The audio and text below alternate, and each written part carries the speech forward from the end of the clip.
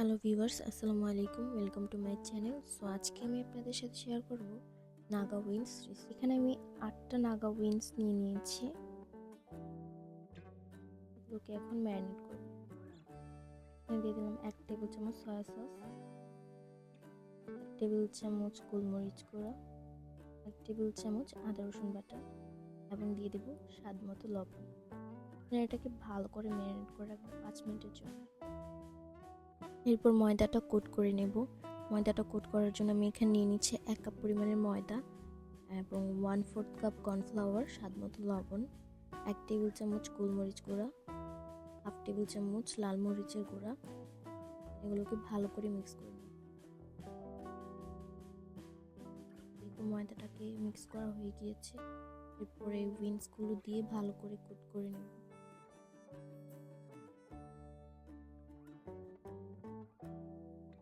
দেখতে পাচ্ছি আমি একটা একটা করে নিচ্ছি। এরপরে চুলায় একটা প্যান বসিয়ে দেব। উইংসগুলো ভালো করে ভেজে নেব। এখানে কর্নফ্লাওয়ারটা দেওয়াতে কিন্তু একটু ক্রিস্পি হয়ে আসবে। আমি এটাকে একটু নেড়েচেড়ে ভেজে নিচ্ছি।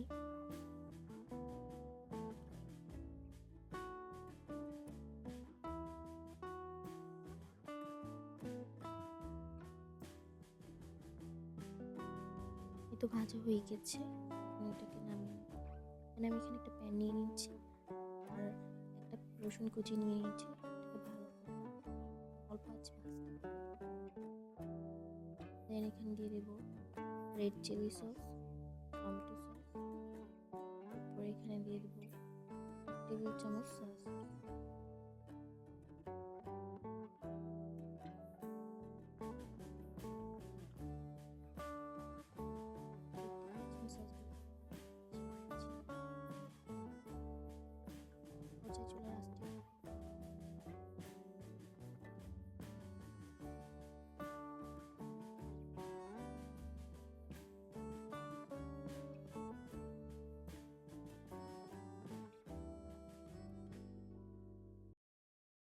এরপর এখানে 1/2 টেবিল চামচ চিনি দিয়ে দিব।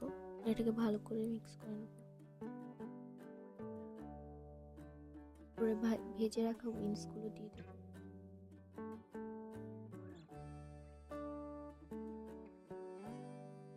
এই তো উইংসগুলো এভাবে মিক্স করে নেব।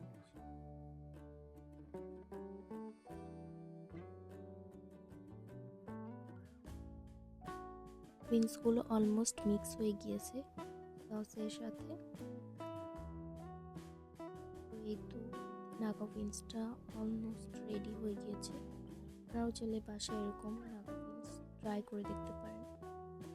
রেসিপিটি ভালো লাগলে অবশ্যই চ্যানেলটি সাবস্ক্রাইব করবেন। অ্যান্ড দেখা হবে নেক্সট ভিডিওতে। আল্লাহ হাফিজ।